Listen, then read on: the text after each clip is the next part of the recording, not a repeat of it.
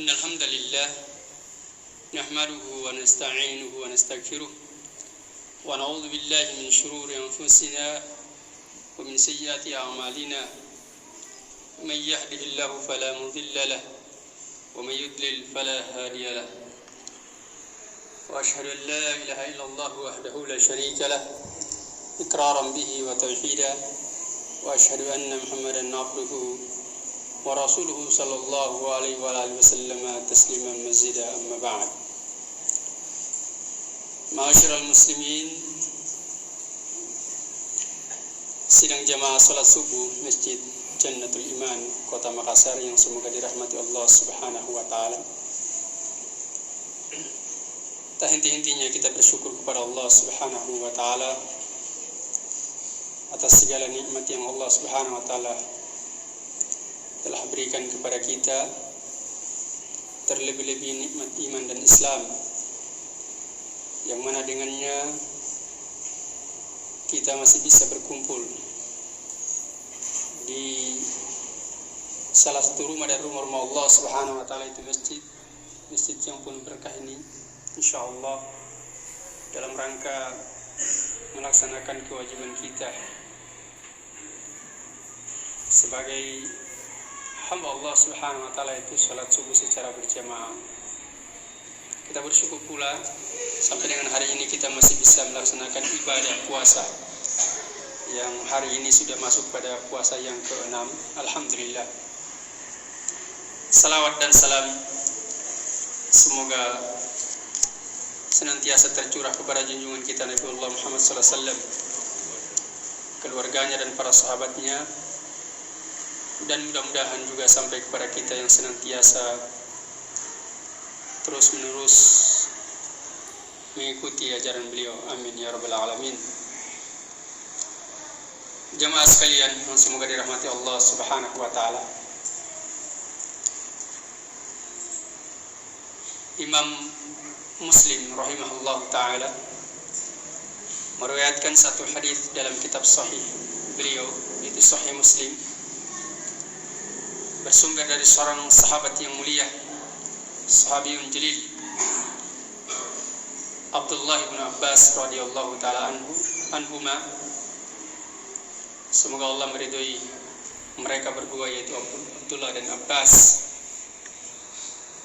Dua-duanya adalah sahabat Nabi sallallahu alaihi wasallam, yang mana Abdullah mengatakan anna Rasulullah sallallahu alaihi wasallam, bahwasanya Rasulullah sallallahu alaihi wasallam lamma ba'atha Mu'adhan ila al-Yaman, tatkala beliau mengutus Mu'adh ke negeri Yaman, faqal, maka Nabi sallallahu alaihi wasallam bersabda, innaka ta'ti qauman min ahli al-kitab, wahai Mu'adh, sesungguhnya engkau akan mendatangi kaum dari kalangan ahlul kitab. Falyakun awwalu ma tad'uuhum ilaihi syahadatu an la ilaha illallah, wa fi riwayatin ila ayyuhilullah. Hendaklah yang pertama kali engkau dakwakan kepada mereka adalah syahadat la ilaha illallah, mempersaksikan bahwasanya tidak ada yang berhak untuk disembah kecuali Allah Subhanahu wa taala. Dalam riwayat yang lain, hendaklah engkau dakwakan pertama kali kepada mereka adalah, yaitu mentauhidkan Allah Subhanahu wa taala. Ya, lafaz yang berbeda tapi maknanya sama. Kemudian kata Nabi sallallahu alaihi wasallam, fa in ata'uka lidzalik, jika mereka telah mentaati engkau terhadap yang demikian itu, yaitu mereka masuk Islam, mereka bersaksi dengan syahadat la ilaha illallah, menerima dakwah Islam, maka fa'alimhum anna Allah farada alaihim 5 salawatin, bahwasanya Allah Subhanahu wa taala ajarkan kepada mereka bahwasanya Allah Subhanahu wa taala mewajibkan bagi mereka melaksanakan sholat 5 waktu. Kemudian kata Nabi SAW, wahai Mu'ad, fa in ata'uka lidzalik, jika mereka telah mentaati engkau dalam hal tersebut, yaitu mereka juga laksanakan sholat 5 waktu, fa'alimhum anna Allah farada alaihim shadaqatan, bahwasanya ajarkan kepada mereka bahwasanya Allah Subhanahu wa taala telah mewajibkan bagi mereka untuk membayar zakat, untuk bersedekah, yang dimaksudnya adalah zakat.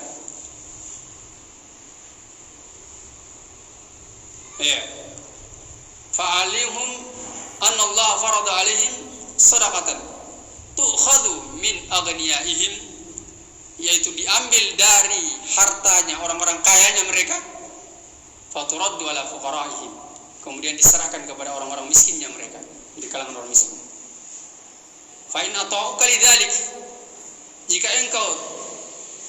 mereka telah mentaati engkau dari perkara tersebut, maka kata beliau sallallahu alaihi wasallam, fa iyyaka wa qara'ima amwalihim, maka berhati-hatilah engkau terhadap kemuliaan dari harta-harta mereka. Hati-hati engkau dari kemuliaan harta mereka. Wattaqi da'watal mazlum, dan takutlah engkau terhadap doanya orang yang terzalim. Fa innahu laisa bainaha wa bainallahi hijab, karena sesungguhnya doanya orang yang terzalim itu tidak ada penghalang antara dia dengan Allah Subhanahu wa taala. Antara orang yang berdoa tersebut, kalau dia terzalimi, dia berdoa kepada Allah Subhanahu wa taala, maka itu pasti dikabulkan doanya. Tidak ada penghalang antara dia dengan Allah Subhanahu wa taala, antara doanya dan Allah Subhanahu wa taala. Ma'asyiral muslimin sedang jamaah salat subuh yang semoga dirahmati Allah Subhanahu wa taala. Dalam hadis yang mulia ini, Nabi sallallahu alaihi wasallam mengajarkan kepada umatnya tentang perkara yang sangat penting, yang merupakan pondasi daripada ajaran Islam, yaitu perkara ketauhidan kepada Allah Subhanahu wa taala. Dan perkara inilah yang diperintahkan oleh Rasulullah SAW kepada siapapun juga dari umatnya. Ketika dia berdakwah di jalan Allah, maka ini yang pertama kali diajarkan kepada manusia. Jangan dulu ajarkan yang lain-lainnya. Kalau mereka sudah paham ini, baru kita ajarkan yang lain. Yaitu mentauhidkan Allah Subhanahu wa taala, memurnikan ibadahnya kepada Allah dan tidak melakukan kesyirikan kepada Allah dengan sesuatu apapun juga. Maka itu Nabi katakan, innaka ta'ti qauman min ahlil kitab, sungguhnya engkau akan mendatangi satu kaum dari ahli kitab. Engkau akan berdakwah di tengah-tengah orang-orang Yahudi dan Nasara. Maka yang pertama kali, faliyakun awwalu ma tad'uhum ilaihi syahadatu an la ilaha illallah. Yang pertama kali engkau dakwakan kepada mereka adalah ajak mereka untuk bersaksi dengan kalimat la ilaha illallah. Oleh karena itu Rasulullah SAW ketika diutus menjadi Rasul, beliau itu berdakwah selama 23 tahun. 13 tahun beliau berdakwah, tidak ada yang beliau ajarkan kecuali hanya tauhid saja. Belum ajarkan sholat umatnya, belum ajarkan membayar zakat, belum, hanya memurnikan ibadah kepada Allah saja. Akidah terus yang ditanamkan. Karena perkara ini sangat penting. Kenapa jamaah sekalian? Karena perkara akidah ini adalah perkara yang merupakan penuntut dari seluruh amalan kebaikan kita. Seseorang itu kalau dia rusak akidahnya dia sadari ataupun tidak, maka seluruh amalannya itu tidak diterima oleh Allah Subhanahu wa taala. Jadi perkara akidah ini, perkara tauhid adalah terhadap amalan yang lain ibarat perkara najis dalam toharo. Orang biar dia toharo, kalau bernajis batal toharonya. Ibarat seperti itu. Jadi masalah kesyirikan, ketika seorang melakukan kesyirikan kepada Allah Subhanahu wa taala, itu sebagai najis yang membatalkan amalan-amalan kebaikannya dia. Oleh karena itu Allah berfirman, la in asyrakta la yahbatunna amal. Jika engkau melakukan kesyirikan, maka akan terhapus seluruh amalanmu. Tidak ada yang tersisa. Ini masalah akidah. Jadi yang pertama kali yang harus didakwakan, diajarkan kepada manusia itu adalah perkara akidah yang lurus, sesuai dengan apa yang diajarkan oleh Nabi SAW kepada para sahabat, sesuai dengan apa yang Allah turunkan kepada Rasulullah SAW, beliau ajarkan kepada umatnya. Itu perkara yang paling utama untuk diajarkan kepada manusia, dan perkara yang paling penting untuk dipelajari oleh setiap muslim. Karena kalau dia tidak mengetahui akidah, tidak bisa mengetahui tauhid, tidak bisa mengetahui kesyirikan, maka dia tidak bisa akan kokoh di atas tauhid, dan dia tidak akan terbebas dari terjatuh dari kesyirikan. Jadi seorang itu dia wajib mempelajari tauhid agar supaya dia bisa memurnikan ibadahnya dia kepada Allah. Wajib mengenal kesyirikan agar supaya dia terhindar dari kesyirikan. Jadi bukan mempelajari kesyirikan agar terjatuh dan agar melakukan kesyirikan, tidak. Mempelajari kesyirikan agar supaya bisa menghindari kesyirikan.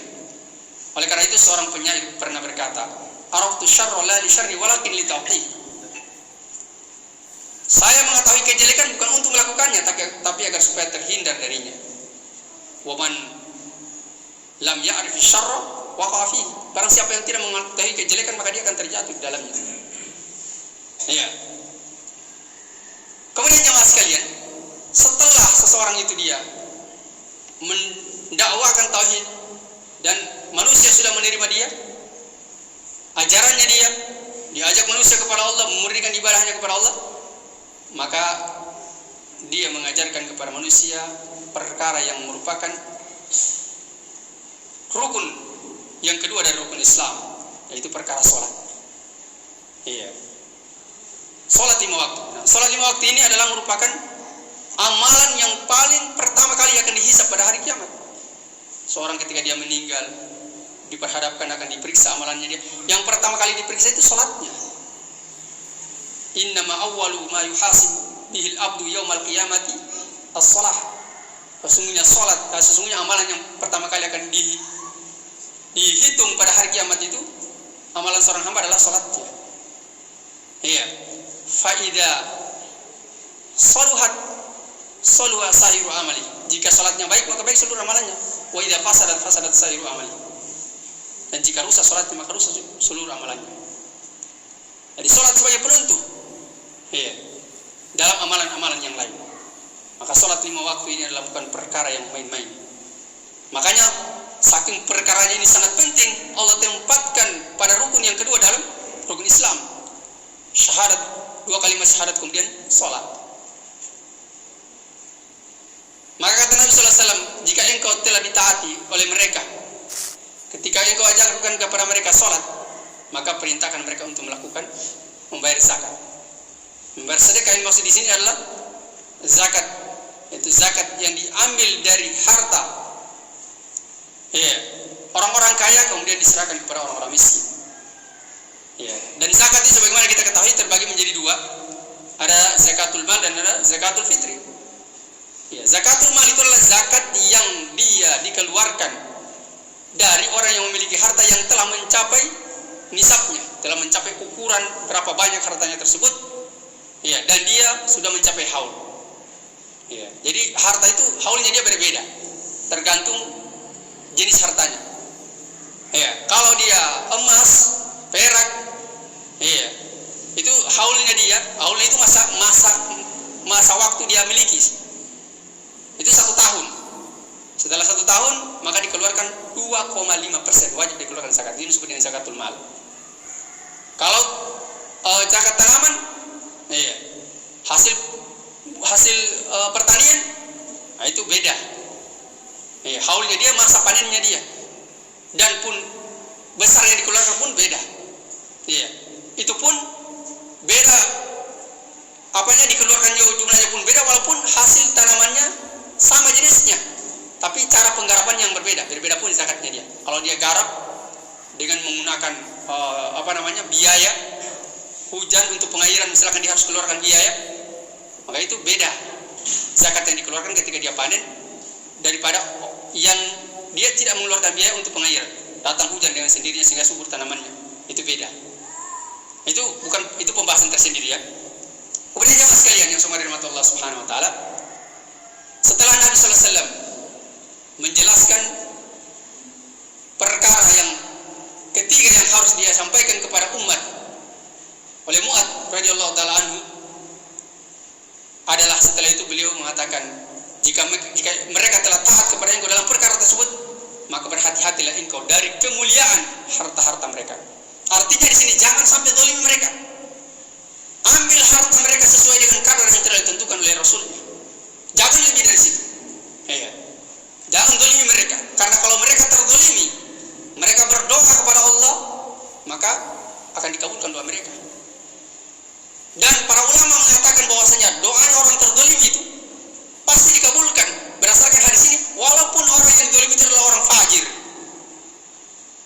Walaupun dia orang fajir, pelaku maksiat dan seterusnya, kemudian kita zalimi dia berdoa, dikabulkan oleh Allah Subhanahu wa taala doanya.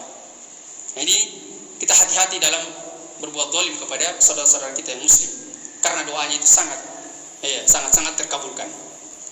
Maka Nabi sallallahu alaihi wasallam ingatkan dengan tegas kepada Mu'adz bin Jabal radhiyallahu taala anhu agar supaya dia berhati-hati dari doanya orang yang terzalimi, karena kezaliman ini adalah merupakan perkara yang sangat berbahaya.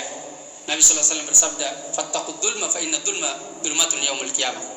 Takutlah kalian terhadap kezaliman, karena kezaliman itu adalah merupakan kegelapan pada hari kiamat. Mu'adz ini seorang sahabat yang dikenal dengan semangatnya beribadah, begitu takutnya dia kepada Allah Subhanahu wa taala. Nabi ingatkan dengan perkara ini. Iya.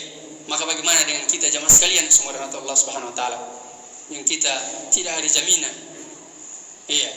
dari Allah Subhanahu wa taala apakah kita masuk surga atau tidak. Maka tentunya kita akan lebih berhati-hati lagi dari perkara ini. Sedangkan Mu'adz radhiyallahu taala anhu yang sudah dijamin masuk surga, tapi beliau masih diingatkan oleh Nabi sallallahu alaihi wasallam dengan perkara tersebut. Karena doanya orang terzalimi tersebut adalah tidak ada pembatas antara dia dengan Allah Subhanahu wa taala. Artinya doanya pasti dikabulkan. Demikianlah yang bisa kami sampaikan. Semoga bermanfaat bagi diri kami dan juga jamaah sekalian, dan semoga Allah Subhanahu wa taala senantiasa menuntun kita di atas agamanya. Amin ya rabbal alamin. Subhanallah bihamdik, asyhadu an la ilaha illa anta, astaghfiruka wa atubu ilaik. Walhamdulillahirabbil alamin. Assalamualaikum warahmatullahi wabarakatuh.